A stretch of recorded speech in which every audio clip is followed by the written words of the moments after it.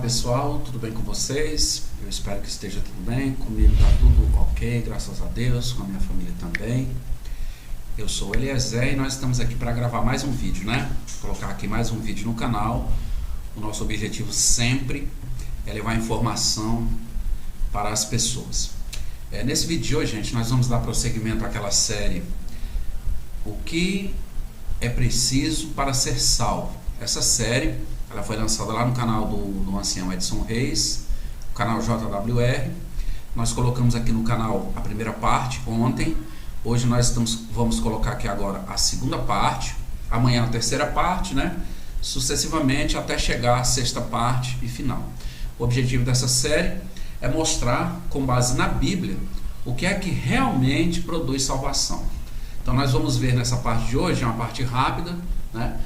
O que a Bíblia fala sobre isso, e vamos ver se aquilo que as testemunhas de Jeová ensinam a respeito de salvação, se realmente está ou não em harmonia com a Bíblia, tá bom? Mas antes, gente, eu gostaria de agradecer o apoio que nós temos recebido aqui no canal. Gostaria de agradecer aos mais de 1.050 inscritos que nós já temos aqui no canal. Esse pessoal, né, todos vocês que estão inscritos aqui no canal têm nos ajudado muito. Agradecer as mensagens que eu venho recebendo de todo o Brasil, de fora do Brasil também, e pedir a você que se inscreva no nosso canal, deixe o seu like ou o seu dislike, comente os nossos vídeos para que a gente possa ir aprimorando, compartilhe os nossos vídeos também. Você já deve ter percebido que nossos vídeos não têm nada de direitos autorais, são vídeos públicos, onde qualquer um pode fazer uso para levar informação, tá bom? Então vamos ao vídeo lá do canal do ancião Edson Reis. O que é preciso para ser salvo? Parte 2. Boa tarde, na graça e na paz de nosso Senhor e Salvador Jesus. Mais uma vez estamos aqui trazendo para você sempre o melhor da informação. Bom, a gente vai falar um pouquinho agora sobre a questão do plano de salvação, né? Por que a gente vai falar sobre plano de salvação? Na última live nós falamos sobre João 17:3, e nós entendemos que conhecimento não salva.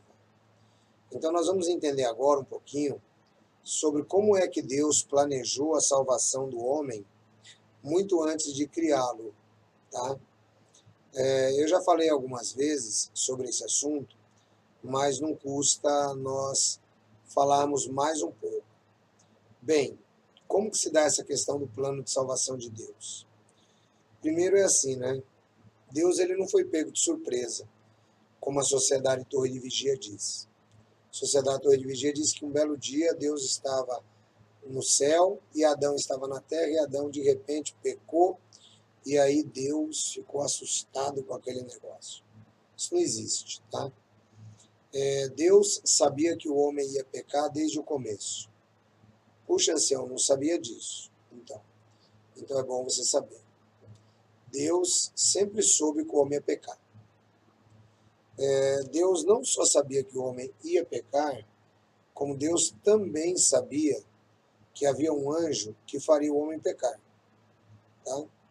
Mas se é assim, por que Deus criou tudo isso? Então, já expliquei em um vídeo anterior que se Deus parasse de criar, ele era inferior ao seu próprio pensamento. Então, embora Deus, que conhece o final desde o princípio, não pudesse parar de criar, porque ele é onipotente. Já pensou alguém onipotente ser barrado pelo seu próprio pensamento? Então o pensamento seria maior que ele. Então Deus não pode parar de criar. É por isso que você tem que aprender a entender que essas razões lógicas que você aprendeu com a Torre de Vigia não existem, tá? Deus ele é onipotente. O onipotente não pode ser menor do que o próprio pensamento dele. Então, quando Deus viu na sua onisciência, que também não é seletiva, né? A Sociedade Torre de Vigia tem essa história, que Deus ele tem uma onisciência seletiva. Ele vê o que ele quer ver, né? Completamente fora do padrão bíblico. Nosso Deus, de acordo com Isaías 45, conhece o final desde o princípio. Então Deus nunca vai ser pego de surpresa. Tá? Deus não foi pego de surpresa com Adão quando Adão comeu da fruta. Deus sabia que Adão ia comer da fruta. Se Deus não soubesse, Deus não tinha nem colocado a árvore do jardim lá, né? Ué, para que ele vai colocar um negócio se ele tem dúvida? Então Deus sabia que Adão ia pecar, Deus sabia que o diabo ia pecar, Deus sabia de tudo isso. O grande problema é que se Deus ele se limitasse a não criar o homem, ele era limitado ao seu pensamento. Se Deus se limitasse a criar o primeiro anjo, ele também seria limitado ao seu pensamento. De modo que ele criou, né?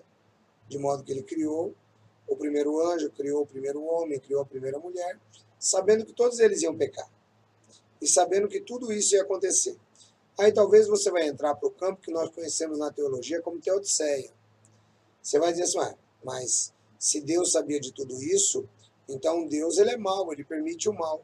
Não, de maneira nenhuma. De maneira nenhuma. Deus, sendo onipotente, sendo onipresente, ele não poderia ficar limitado ao pensamento dele. Então ele tinha que criar. O que foi que ele fez? Ele criou e providenciou o plano de salvação. É aqui que está a nossa matéria de hoje. Plano de salvação. Uma vez que esse anjo vai pecar, uma vez que ele vai induzir o primeiro casal humano a pecar, nós temos que ter um plano de salvação. Temos que ter um plano de salvação. Esse é o ponto que nós vamos tratar agora. Então vamos entender o que é o plano de salvação. Nós vamos entender Bíblia pela Bíblia para você poder conhecer um pouco mais. Bom, a palavra salvação, ela também pode ser traduzida por libertação, tá? Libertação. Todas as religiões que nós temos apenas 12 religiões no mundo, elas ensinam que as pessoas precisam ser salvas. Todas elas.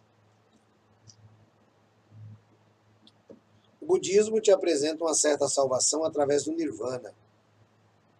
O cristianismo te apresenta uma certa salvação através da ressurreição. O espiritismo te apresenta uma certa salvação através da reencarnação, bem como o hinduísmo. Então, todas as religiões ensinam, de alguma maneira, algum tipo de salvação. Uma pausa aqui, breve, para responder a pergunta da Edna, que tem tudo a ver. Irmão Edson, então por que Gênesis diz que Deus se arrependeu de ter feito o homem? Então, Edna, na realidade, se você pegar Números, capítulo 23, versículo 23, você vai ver que lá está escrito que Deus não é homem para mentir e nem filho do homem para que se arrependa. A Bíblia, ela utiliza algumas figuras de linguagem para Deus, para que nós possamos entender. Para que nós possamos entender. Então, no caso aí, a Bíblia atribui um sentimento humano a Deus. Isso, como figura de linguagem, chama-se antropopatismo. Atribuir sentimentos humanos à divindade. Tá? Assim como também nós atribuímos, tendo antropomorfismo, atribuir formas humanas a Deus. Tá? Então, quando a Bíblia diz que Deus se arrependeu, é a palavra mais próxima que Moisés utilizou para expressar a tristeza de Deus em relação ao homem, lá no livro do Gênesis.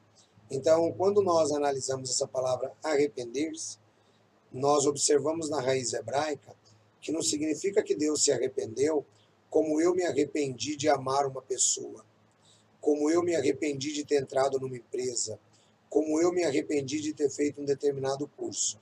Não. A palavra aproximada e arrependimento, ela significa que Deus, ele mudou a sua atitude para com o ser humano, tá? E arrependeu-se Deus de ter feito o homem. Ou seja, toda aquela atitude que Deus tinha para o homem ainda depois da queda, ela simplesmente estava sujeita ao pecado. De modo que Deus, embora todo-poderoso, ele não interferiria, de modo que a condução da história mudou. é simplesmente isso. Mostra-nos uma mudança de situação da parte de Deus em relação ao homem, porque a maldade do homem havia aumentado muito. Tá bom, querida? Então vamos lá. Voltando aqui para a história. Se ficou claro, Edna, você disse que ficou. Se não ficou, você disse que não. E a gente tenta trabalhar um pouco mais no decorrer da história. Bom, então, conforme eu estava explicando, então salvação é libertação. Libertação do quê? Libertação do pecado, né, que Adão e Eva lançaram à humanidade. Todos nós precisamos ser libertos, e assim, todas as religiões propõem uma determinada maneira de libertação ou de salvação. Tá? Conforme eu citei, o Espiritismo propõe a reencarnação, né? O hinduísmo também propõe a reencarnação. O islamismo propõe uma certa maneira de salvação através de uma ressurreição, onde a pessoa vai viver eternamente em um paraíso de delícia, sendo servido e assim por diante.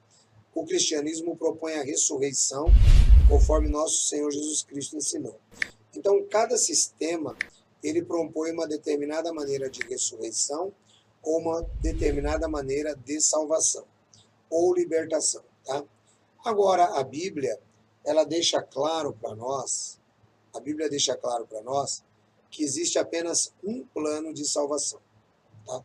Então, vamos começar por aqui. É o primeiro ponto que vocês precisam entender. Existe apenas um plano de salvação. A Rosiane Cláudia diz: irmão Edson, boa noite. Isto significa que Jeová também, ao criar o anjo, que se tornaria rebelde, sabia que ele se tornaria Satanás? Sim, sabia. Deus sabia que ele se tornaria Satanás. Irmão Edson, então por que Deus criou? Porque se Deus sabia e Deus deixasse de criar, Deus estaria ligado, né, a ele próprio e limitado a um pensamento. Sendo ele todo-poderoso, então ele não poderia estar limitado ao seu próprio pensamento. De modo que é por isso que nós precisávamos do plano de salvação. Ok? Ou seja, eu sei que o primeiro anjo vai pecar, eu sei que o primeiro casal vai pecar, porém, eu tenho um plano B para esse assunto. Ou seja, Deus não iria intervir no livre-arbítrio daquelas criaturas. Porque imagine, se Deus estava criando o Lúcifer, o ser brilhante, que é o primeiro anjo criado por Deus, que a sociedade Torre de Vigia tanto adora, né, falar, que não é Jesus. O primeiro anjo criado por Deus é Lúcifer. E aí o que acontece? Se Deus se limitasse a criar Lúcifer, o próprio Lúcifer seria muito maior do que Deus, porque Deus teria que se limitar ao seu próprio pensamento. Isso aqui nós estamos tratando já é filosofia, já é teodiceia. Agora, ao mesmo tempo, nós poderíamos dizer o seguinte: se Deus resolvesse colocar, né, um dispositivo no primeiro anjo para ele não pecar, seria desonestidade da parte de Deus. E com Deus não habita nenhum tipo de desonestidade. Por quê? Eu estou sabendo que o meu filho, eu tenho uma bola de cristal. Vou dar uma comparação humana para vocês. Eu tenho, não sei se algum de vocês já ouviram falar, né? Eu, como curto muito música sertaneja, se você não ouviu ainda essa música, depois você pode ouvir. Eu citaria a música do Boi Tufão, né? Para quem gosta de música sertaneja, conhece a música, que é o exemplo que eu vou dar para poder tentar ilustrar essa questão de Deus saber ou Deus não saber. Então, o que acontece? Nessa música, o pai consulta uma cigana e a cigana diz que o filho dele vai morrer no chifre do Boi Tufão. É uma moda sertaneja antiga, muito bonita. E aí o que acontece? O pai faz o seguinte, ele manda matar o boi. Porque matando o boi, a profecia não vai se cumprir. Olha que coisa interessante. Aqui está o ponto. Deus está criando. Aí ele sabe que Satanás vai pecar. Aí ele manda colocar um dispositivo em Satanás para não pecar. Foi o que o pai do menino fez na música do Boi Tufão. E aí ele mandou matar o boi. Porém, no norte, o pessoal tem aquela mania, né? Eu mesmo cresci vendo isso, né? Porque eu sou da Bahia, sou de São Salvador, como diz a música, sou mensageiro de muita paz e de muito amor, né? Já dizia, se não me engano, Luiz Airão. E aí o que vai acontecer? O que vai acontecer é o seguinte: ele manda matar o boi e a cabeça do boi fica ali no quintal, com as crianças brincando. Isso era normal, isso é normal no interior, né? Eu me lembro que quando nós éramos crianças, nós tomávamos, por exemplo, chá de chifre de boi, né? Pegava o chifre do boi quando estava com muita dor de barriga, então raspava o chifre do boi, esquentava e tomava aquele chá amargo, que eu estou falando para vocês, estou sentindo gosto. Né? Toda vez que tinha um desarranjo intestinal, tomava chá de chifre, né? Então a gente fazia isso lá no interior, né? No norte, eu sou da Bahia. E aí o que acontece? Só que aí a cabeça do boi fica ali e tal, eles ficam brincando. Um belo dia o menino ele sai correndo e ele vai indo para dentro de casa e ele cai por cima da caveira do boi, né? Que ainda está com chifre. E o menino morre. E aí a música diz assim: olha, pai, já estava previsto que eu iria morrer, né, no chifre do boi. Quer dizer, o boi vivo ou o boi morto mataria o menino. Essa é a ideia. Então, trazendo isso para o que nós estamos explicando, Deus sabia que Adão iria pecar, sabia que aquele anjo iria pecar. Então, Deus não poderia fazer como o pai do menino, ir lá e matar o boi, colocar um dispositivo para que não ocorresse, porque aí Deus estaria limitando o livre-arbítrio daquelas criaturas. E lembrando que aquelas criaturas tinham livre-arbítrio. Esse é o ponto mais interessante. Aquelas criaturas tinham livre-arbítrio. Satanás, ele tinha livre-arbítrio. Embora Deus já soubesse que ele ia pecar.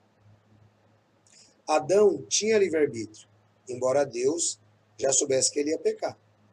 Jesus Cristo, como homem, tinha livre-arbítrio, embora Deus soubesse que ele não ia pecar. Só quem não tem livre-arbítrio somos nós. Nós não temos livre-arbítrio. Isso aqui é um ponto importante para você que está aprendendo. Nós não temos livre-arbítrio. Ancião, por que nós não temos livre-arbítrio? Nós não temos livre-arbítrio porque nós não temos poder sobre o pecado. Nós podemos pecar a qualquer momento. E Tiago diz isso. Se alguém é capaz de controlar a sua língua, esse é homem perfeito, capaz de refrear também todo o seu corpo. Então, nós não temos o livre-arbítrio, tá? Nós somos levados ainda pelo pecado. O Dionísio diz: boa noite.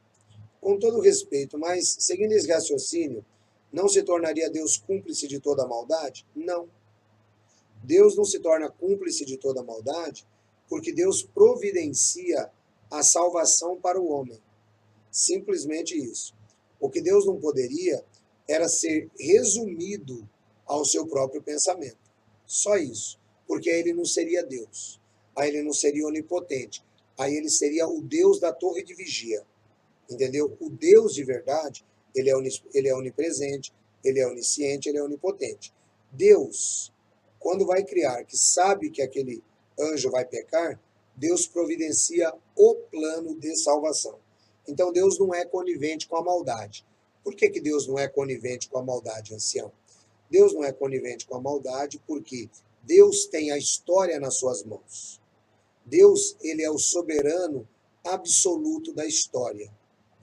Deus, ele criou, Deus, ele tem poder de dar vida, Deus interrompeu a história em determinadas situações.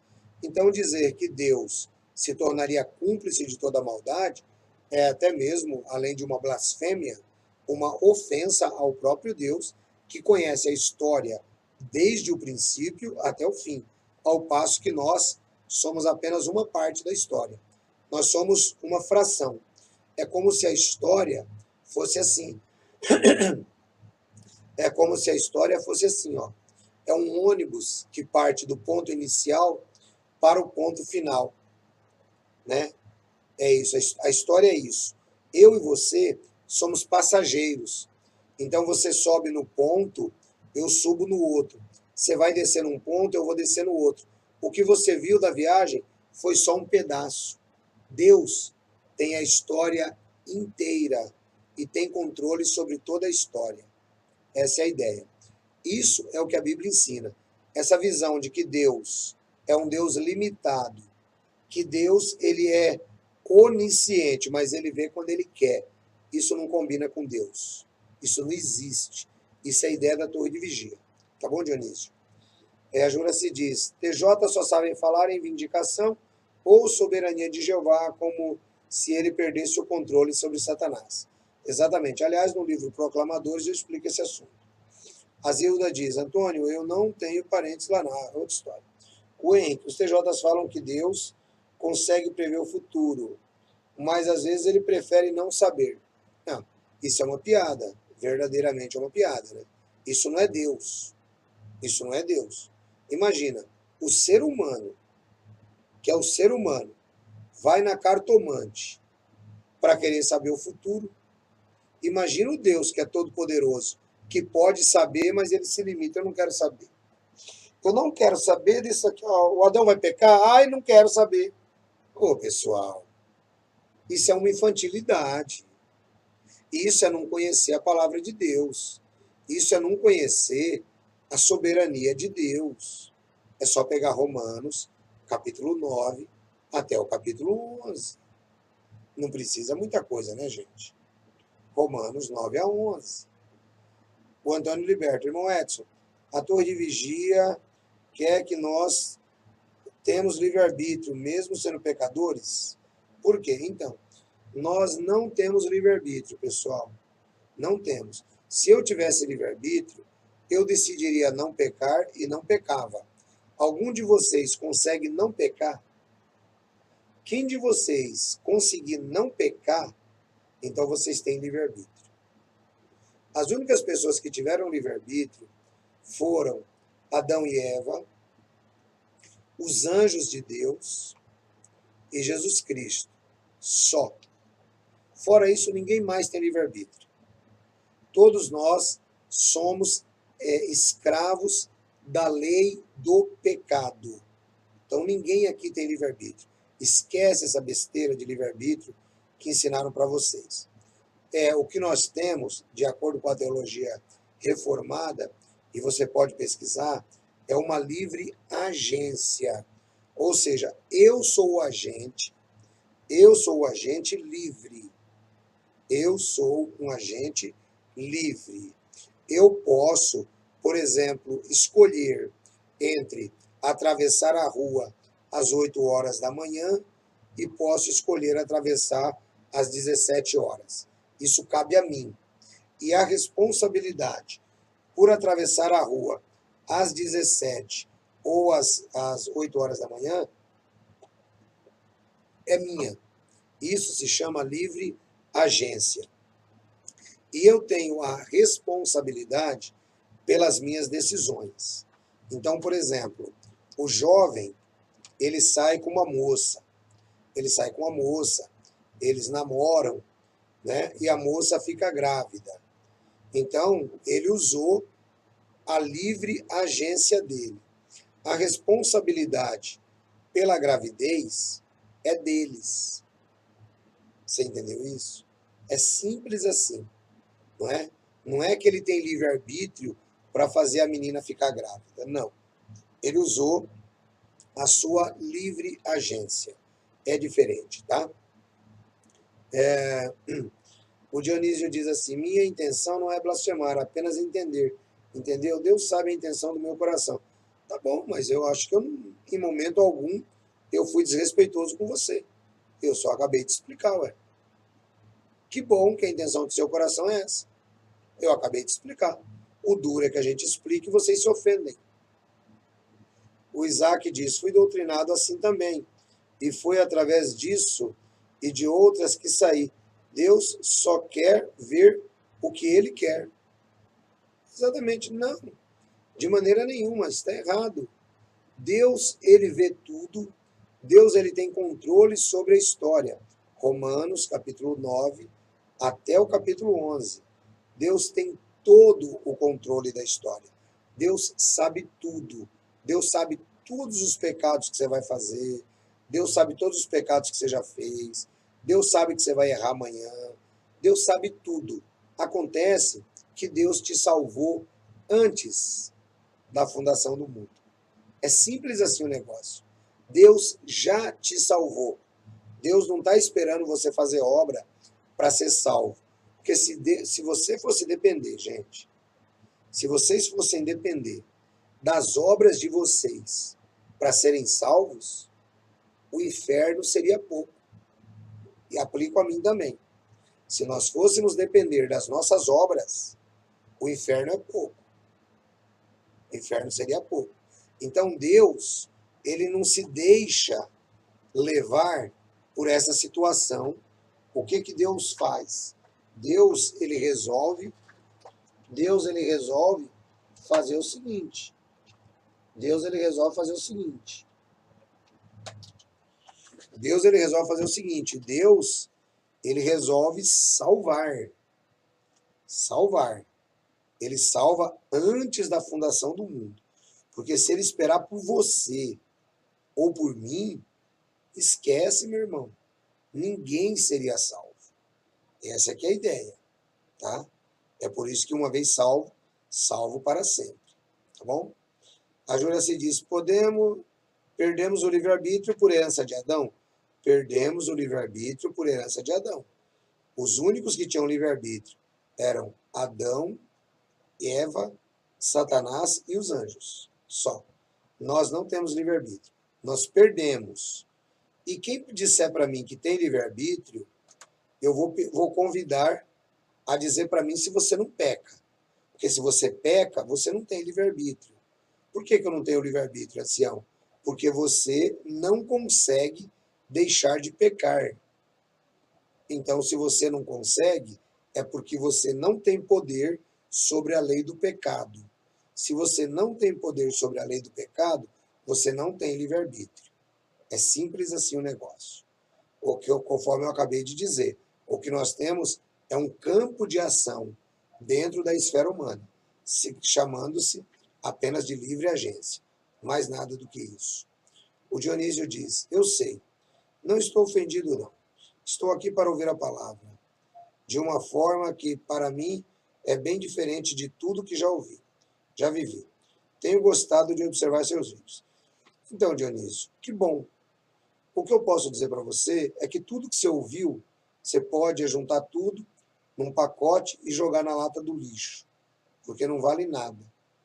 Porque tudo que você ouviu, eu ouvi durante 28 anos. E quando eu saí, a primeira coisa que eu entendi é que eu não sabia nada. Então, meu irmão, é desse jeito. Primeiro que os homens que ensinaram você e que me ensinaram, nunca conheceram como se interpreta a Bíblia.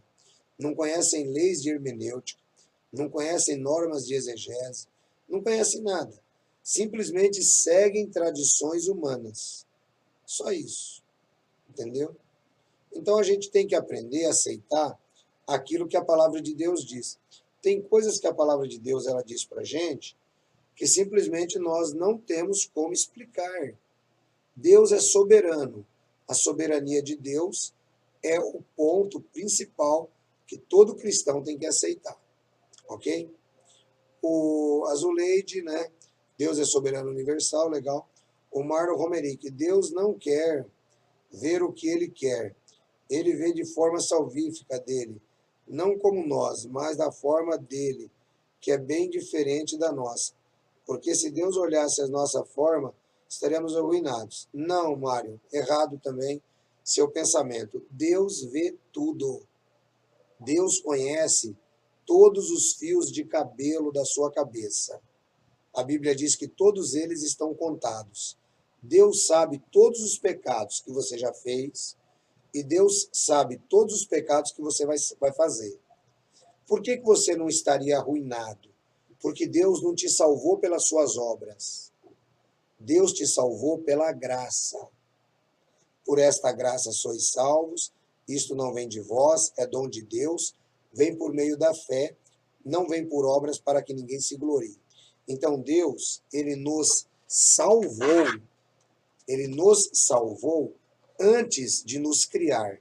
Essa é a filosofia bíblica, tá? Deus nos salvou antes de nos criar. É isso que vocês precisam entender. A jogada, o mistério é aqui, ó. Deus te salvou, se é que você está salvo, antes de você nascer. Deus te salvou antes de você ser criado. Deus te salvou antes de criar Adão. Deus te salvou antes de criar o Satanás. Deus te salvou antes de tudo. Isso faz parte do entendimento para plano de salvação. Eu estou aqui com a matéria, eu quero trazer para vocês, mas as perguntas de vocês são importantes e relevantes. A gente precisa resolver, entendeu? Então Deus olha para mim, Deus olha para você como pecadores. Qual é a diferença? É que eu sou um pecador lavado e remido no sangue do Cordeiro. Essa é a diferença. Então eu nunca estarei arruinado diante de Deus. Não importa o que eu faço ou o que eu deixo de fazer, eu não estou salvo pelas obras. Simplesmente o salvo, ele procura produzir obras de salvo. É só isso, tá? Então falamos aí com Marlon Romierck.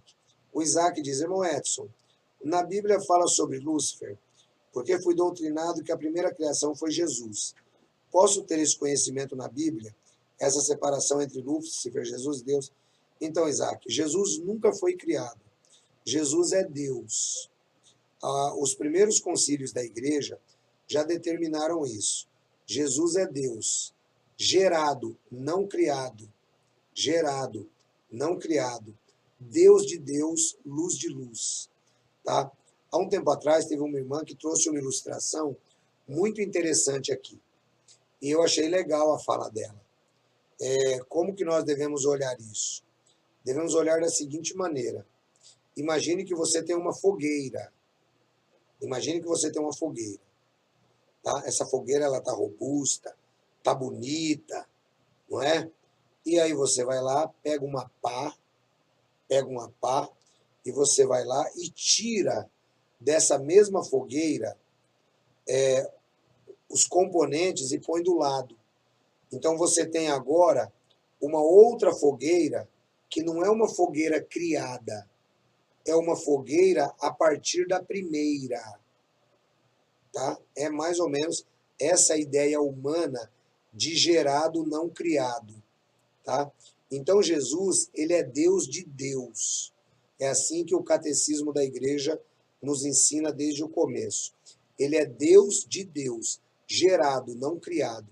Agora imagine se você tivesse que, por exemplo, sair, pegar gravetos, criar uma nova fogueira e acender, você estaria criando uma nova fogueira.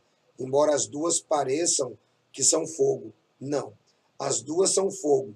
Porém, uma foi criada, a outra é gerada a partir da que já existia.